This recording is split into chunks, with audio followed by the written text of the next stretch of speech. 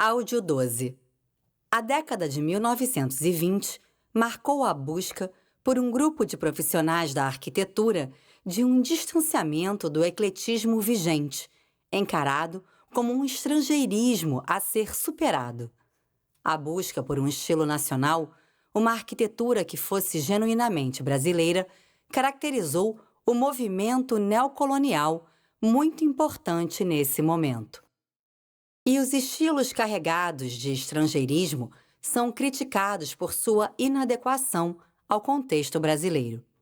Em artigo da revista Ilustração Brasileira, de 1921, intitulado Arquitetura Tradicional, o arquiteto Cipriano Lemos, um dos fundadores do Instituto Brasileiro de Arquitetos, elogia a iniciativa de José Mariano Filho de instituir o Prêmio Heitor de Melo, concurso de arquitetura cujo regulamento determinava que todos os motivos arquitetônicos, quer decorativos, quer construtivos, deverão ser inspirados exclusivamente em modelos pré-existentes no Brasil, com a devida adaptação perfeita às condições da vida moderna, reconhecendo aí um ingrediente de pioneirismo.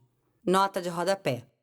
O Instituto de Arquitetos e a Sociedade Central de Arquitetos, criados em 1921, fundiram-se em 1924 sob a denominação de Instituto Central de Arquitetos, passando em 1934 a Institutos de Arquitetos do Brasil, IAB, denominação que perdura até hoje.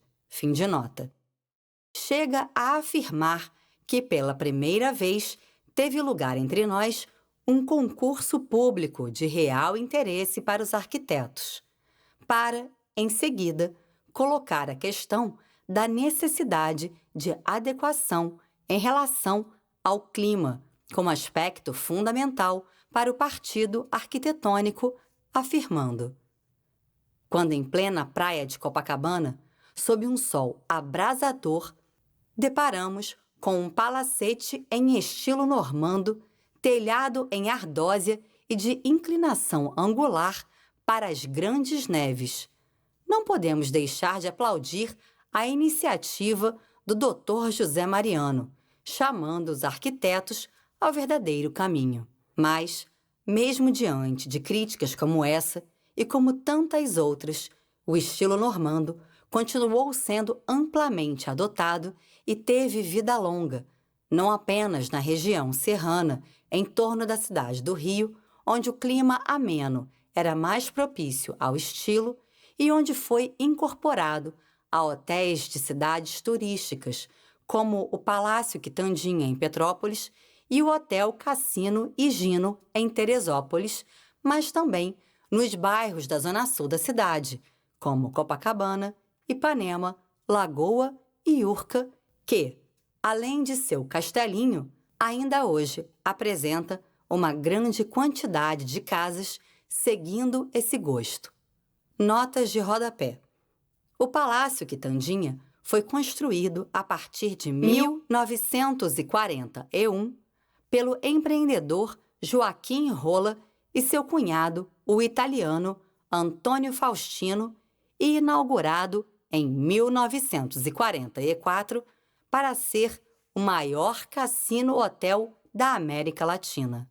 Com o projeto do arquiteto Luiz Fossati, juntamente com Alfredo Baeta Neves, o espaço faz referência ao estilo neonormando, ou normando francês, tendência dos grandes cassinos europeus da época, sendo decorado internamente com inspiração nos cenários hollywoodianos. Ocupa o local onde havia o antigo Hotel dos Órgãos, inaugurado no final do século XIX e rebatizado de Ritz Palace Hotel em 1924. Comprado por Higino Tomás da Silveira, alguns anos depois passou a ser conhecido como Higino Palace Hotel. Após ser destruído por um incêndio em 1930, foi construído o Hotel Cassino Higino, inspirado no estilo arquitetônico alemão em Chaimel. Desativado nos anos 1970, é hoje um condomínio. Fim de notas. Como registrado no livro 500 anos da casa no Brasil, a tendência do estilo normando se fazia presente desde os anos 1920.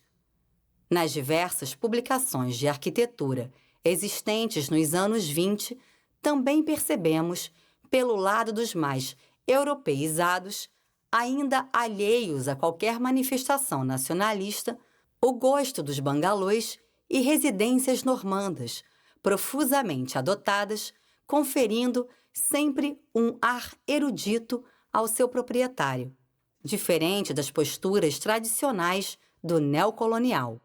As plantas, como definição de espaço, praticamente perpetuam os valores então adotados. Apenas alguns novos elementos decorativos vão estar presentes: uma lareira, um tapete importado, uma luminária europeia ou mesmo uma paisagem romântica presente em um tapete ou quadro nas paredes, além da falsa estrutura de madeira das fachadas. Percebemos, assim, que, como foi dito pelos autores, o gosto normando, de alguma forma, perpetuava a influência europeia e revelava o bom gosto do proprietário. Já Paulo Santos, em seu livro 4 séculos de arquitetura no Brasil, depois de falar do neocolonial e do Mission Style, dedica 2 pequenos parágrafos para comentar essa manifestação, afirmando que Edgar Viana realizou também muitas casas imitando Pan de Bois, a melhor das quais sobrevive muito modificada a Rua Bambina, variante romântica das que Heitor de Melo fizera a Avenida Atlântica para a viúva Guinle e Linneu de Paula Machado. Tanto a Mission Style como as casinhas de Pan de Bois invadiram o ensino da ENBA, estas com a denominação de normandas, as primeiras saborosamente exploradas por Atílio Correia Lima e Paulo Antunes Ribeiro, e as segundas por Lucas Meyerhofer e por eles exibidas no Salão de 1926.